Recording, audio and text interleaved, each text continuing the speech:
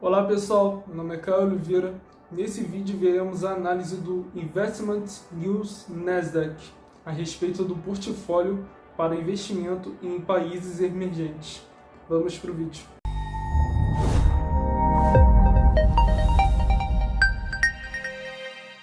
Howitt, os mercados emergentes realmente mostraram uma grande dispersão no último ano. Alguns países e regiões se saíram muito melhor do que outros e vice-versa.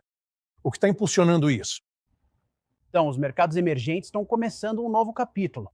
Essa era uma classe de ativos que enfrentava desafios muito difíceis, dólar forte, taxas de crescimento desacelerando em toda a classe de ativos. Hoje, estamos começando a ver o que antes era um vento contrário se transformando em ventos a favor. Mas o que é realmente empolgante sobre os mercados emergentes é que o ponto de partida deles é bastante animador, certo? Então, os mercados emergentes tiveram uma década perdida.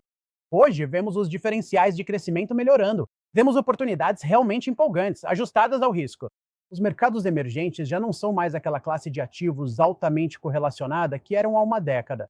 Hoje, trata-se muito mais de oportunidades idiosincráticas, seja a China diversificando sua economia para energias renováveis, tecnologias de ponta, ou a ascensão da classe média na Índia. A América Latina viu pela primeira vez em vários anos um ciclo de crédito. Ao selecionar ações, vemos um momento empolgante nos mercados emergentes. Bem, dois países que se saíram extremamente bem são a Coreia e o Brasil. Você pode detalhar esses dois? Sim, e acho que isso realmente destaca a dispersão que existe nos mercados emergentes. Então, de um lado, temos a Coreia, que está ajudando a impulsionar a tecnologia de IA. Muitas empresas de mercados emergentes são a espinha dorsal de IA, fornecendo as tecnologias-chave que compõem a IA mais avançada de hoje. Na Coreia, em particular, vimos uma demanda significativa por memória, especialmente memória de alta largura de banda, que é um componente-chave desse setor. Ao mesmo tempo, vemos a Coreia apresentando uma melhora significativa em relação à redução do seu desconto, o que historicamente ficou conhecido como desconto de governança corporativa. Então, estamos vendo algumas reformas nesse sentido.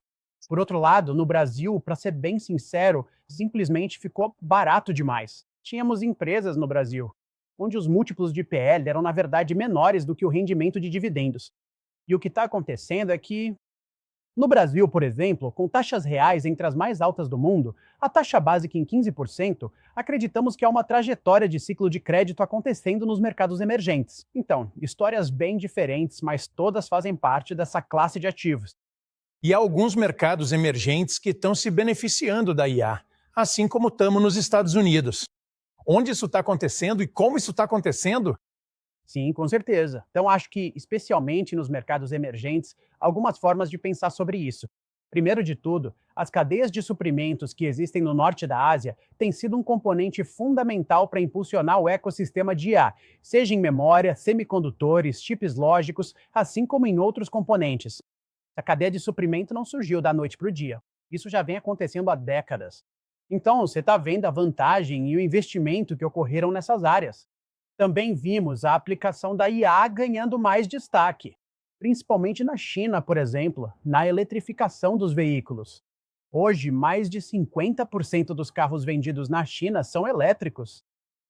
A China anunciou avanços muito significativos em Deep Tech, o que eles chamam de modelos DeepSeek. Também estamos vendo empresas que estão ajudando a impulsionar o armazenamento de energia. Então, o que é empolgante é que os mercados emergentes não estão apenas seguindo. Há parte dos mercados emergentes que estão ajudando a impulsionar essa quarta industrialização. Você pode falar sobre alguns dos membros mais populosos dos mercados emergentes? Então, o que está acontecendo na China? O que está acontecendo na Índia, no Oriente Médio? Porque estes são os membros mais populosos. No entanto, você vê alguns dos menores, como Argentina e Coreia, indo excepcionalmente bem.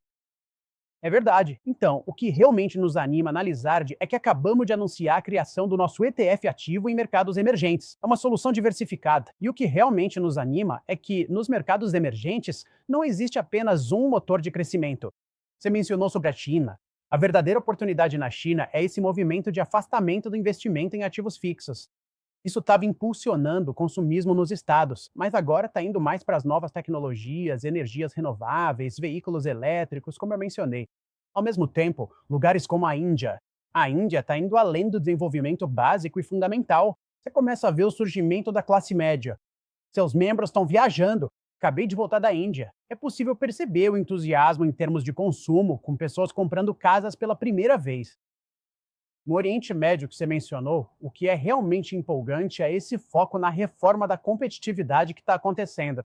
A Arábia Saudita, por exemplo, e os Emirados Árabes Unidos estão, na verdade, competindo entre si para diversificar suas economias e reduzir a dependência do petróleo. E, Por fim, qual é o grau de dependência que os mercados emergentes ainda têm dos Estados Unidos para o seu crescimento? Podemos diminuir um pouco o ritmo, como alguns dizem, enquanto eles continuam a decolar, ou eles simplesmente dependem de nós? bem, fazemos parte de uma economia global, e é importante entender o contexto em que os Estados Unidos estão inseridos. A economia desempenha um papel importante nisso, e em como isso impacta os mercados emergentes, mantendo-se todas as outras condições iguais. Está vendo o desenvolvimento de uma base de capital doméstica nos mercados emergentes? Há uma equitização local acontecendo. O consumo está se tornando cada vez mais interno, mas em um cenário em que os EUA começam a desacelerar, isso realmente impacta as expectativas de crescimento global. Uma das coisas empolgantes que estamos vendo nos mercados emergentes é que vai muito além de apenas um diferencial de crescimento em relação aos mercados desenvolvidos. O mais interessante é ver que existem oportunidades idiosincráticas. E para nós, na Lazard, o que realmente importa é que você não está comprando o Brasil SA, você não está comprando a China SA. Na verdade, estamos investindo nessas empresas. E é importante entender o contexto em que elas estão inseridas. Então, entender qual é o impacto da demanda dos EUA, o que está acontecendo em termos de política energética, qual é o contexto geopolítico. Mas, no fim das contas, estamos investindo em empresa. E para nós, trata-se de identificar aqueles negócios que conseguem gerar e sustentar lucratividade. Ariel, obrigado por vir falar sobre isso. O prazer é meu. Obrigada. Então, pessoal, o que acharam do vídeo? Deixa a opinião de vocês nos comentários, se inscreva no canal, ativa o sininho, deixa o like, compartilhem, comentem e até o próximo vídeo.